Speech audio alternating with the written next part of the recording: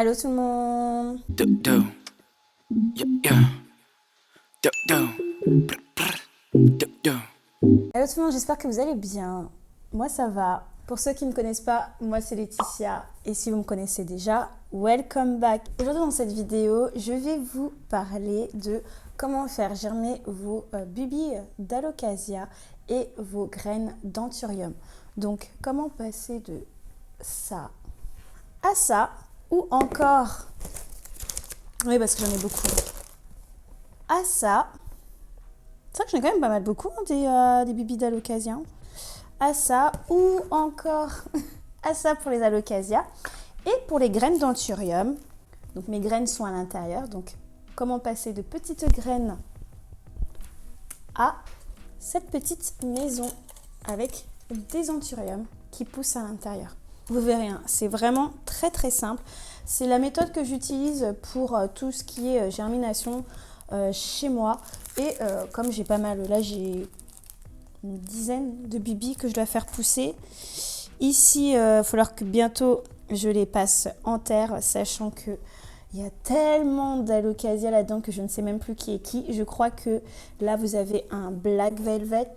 Ici, je crois que c'est un Yucatan Princess. Les autres, il faut encore attendre. Ça, c'est quoi ça? Peut-être un Zibrina. Ici, vous avez des macrorhizos. Des macrorhizos pour la plupart, mais qui sont un peu particulières parce que elles ont des pétioles qui sont un peu tigrées. Plutôt comme la Stingray. Donc, c'est... on les a vendus comme des Alocasia macrorhizos, mais j'ai vraiment un doute si c'est vraiment ça ou pas. En tout cas, du coup, aujourd'hui, je vais faire pousser plusieurs types de plantes. Donc ça, c'est encore un bébé, d'ailleurs, qui me fait déjà une nouvelle feuille. Parce que j'adore voir mes bubis qui poussent. J'ai aussi celui-ci qui avait déjà qui avait commencé à atteindre son film plastique. Mais voilà. Pour ça, pour faire germer vos graines, vous aurez besoin de graines d'Anthurium. Ici, vous avez des hybrides. Les deux, un Crystallinum veitchi et un veitchi et un pendu, j'ai oublié le nom. Des bubis d'Alocasia. Ici, ce sont normalement des bubis d'Alocasia macrorhizo variegata. On verra ça ensemble. De Rhudius, deux contenants. Vous pouvez prendre soit des petits pots en plastique ou alors des Tupperware de ce type-là. D'ailleurs, dans ce Tupperware-là, vous avez une autre méthode pour faire germer vos bubis d'Alocasia, qui est de prendre un petit fond d'eau. Regardez un peu le résultat. Uniquement avec un fond d'eau.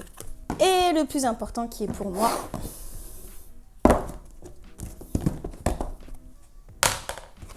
de la sphaigne. Ici, c'est de la sphaigne vivante que j'ai eue via un groupe Facebook.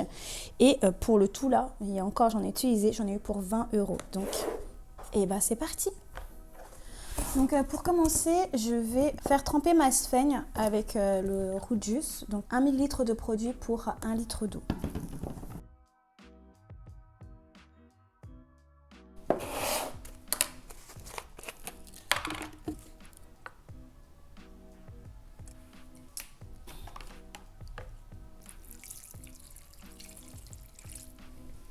Et je laisse pendant 10 minutes. Ma sphaigne est imprégnée avec le Rhudius. J'ai essoré évidemment le surplus d'eau, c'est important. Pour le choix des contenants, donc, je vais partir sur ce petit pot en plastique pour mettre mes bubis d'Alocasia. Et celui-ci pour mes graines d'Anthurium. Des pots pareil en plastique. Là-dedans, j'en ai 6 parce que j'ai 12 graines que je vais faire partir là-dedans. J'utilise une boîte en plastique pour faire un effet de serre, pour qu'il y ait le maximum d'humidité et de chaleur à l'intérieur.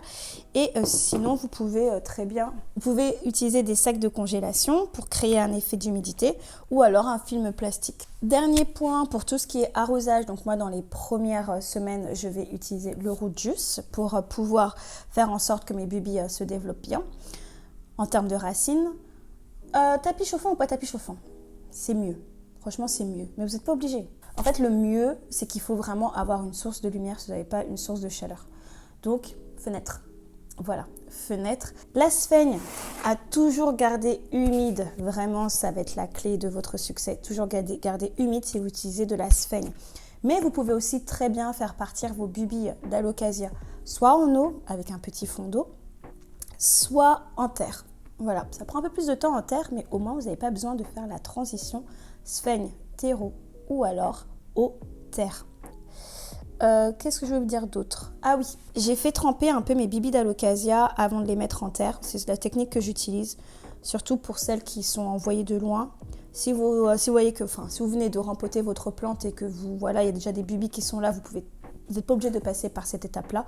Mais comme moi, c'est une commande, je crois que j'ai tout dit. Et c'est parti pour la session sphaigne.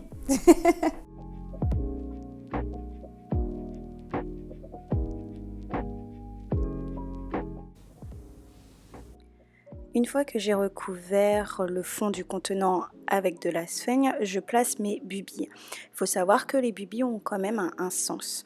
Généralement, la partie la plus grosse du bubi se trouve vers le bas et la petite pointe vers le haut.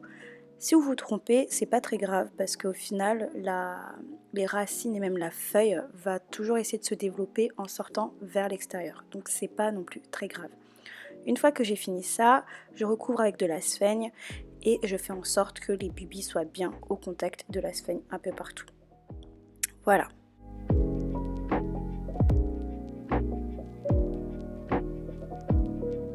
Une fois fini, je recouvre avec un film plastique le tout. Et une fois fini, j'inscris le nom des bubis que j'ai plantés, histoire de bien me repérer, de manière DIY, une feuille de papier, un stylo, du scotch et une paire de ciseaux feront très bien l'affaire. Je fais exactement le même principe pour les graines d'anthurium, c'est-à-dire que je mets un fond de sphaigne dans le contenant en plastique.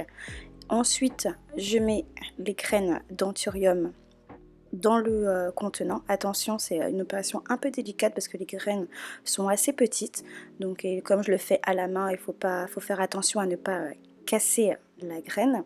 Une fois que la graine est mise sur la sphaigne, donc je recouvre le tout avec encore de la sphaigne, mais pas beaucoup, histoire de dire que quand je peux soulever ce petit tapis de sphaigne, je vois ma graine, si elle se germe, si elle est toujours là. C'est aussi une bonne indication pour suivre. Et après, vous pouvez attendre 1 à 2 semaines avant de voir les premières racines et même les premières feuilles apparaître.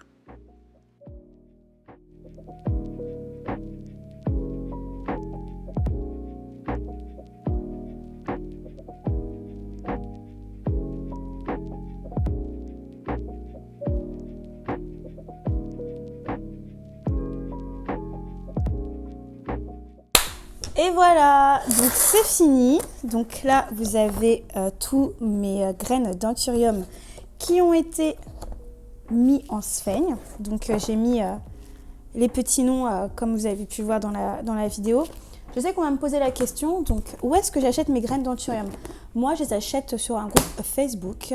Je vous mettrai le lien en description si vous voulez aller sur ce groupe-là. Sachez que ce n'est pas tout le temps. En fait, c'est un vendeur en particulier, c'est un vendeur qui vient de la Réunion, qui de temps en temps vend ses graines d'anthurium. Donc, je vous conseille d'aller sur ce groupe-là, de voir un peu les annonces quand il y a des graines qui sont disponibles. Il y a de plus en plus d'ailleurs de vendeurs de graines d'anthurium.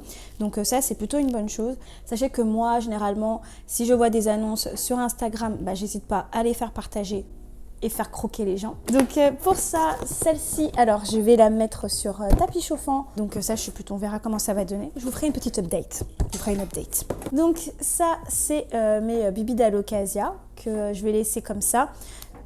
Autre point, en termes d'aération, est-ce que je retire le sac plastique une fois par jour, une fois par semaine? Alors non, j'ai envie de vous dire que je le fais très peu. Quand mes bibis sont comme ça, à l'étouffer, je laisse, jusqu'à que je vois justement les premières feuilles qui arrivent. Et là, j'aère de temps en temps pour quand même qu'il y ait de l'aération. Mais sinon, je laisse comme ça tout le temps. J'ai encore d'autres bibis. Donc celles-ci, je vais aussi les mettre en sphaigne. Donc voilà, j'ai encore d'autres bibis que je vais mettre en sphaigne. Et celle-ci, je vais mettre dans ma chambre avec une luminosité naturelle. Ça me permettra de voir un peu la différence. Est-ce que je suis sûre que ça va partir beaucoup plus rapidement qu'avec tapis chauffant, qu'avec la lumière naturelle. Mais le but, c'est pas d'avoir une course en fait. Faut pas se dire il faut que mes bibis sortent en 2 semaines. Ça peut prendre du temps. Ça peut prendre 1 semaine, comme 2 jours, comme 1 mois. moi j'ai eu tous les cas. J'ai eu, je me rappelle des bibis de Polly qui avaient germé au bout de 3-4 mois. Et j'ai des bubis que je vous ai montré là tout à l'heure qui ont germé en même pas une semaine. Donc voilà, ça dépend vraiment. Mais voilà, je voulais vous montrer mes différentes techniques pour faire germer tout ça. J'espère que cette vidéo vous aura plu et vous aura aidé. Dans tous les cas, merci encore une fois d'avoir regardé jusqu'au bout, de liker, de partager, de commenter. Et on se dit à la prochaine. Bye!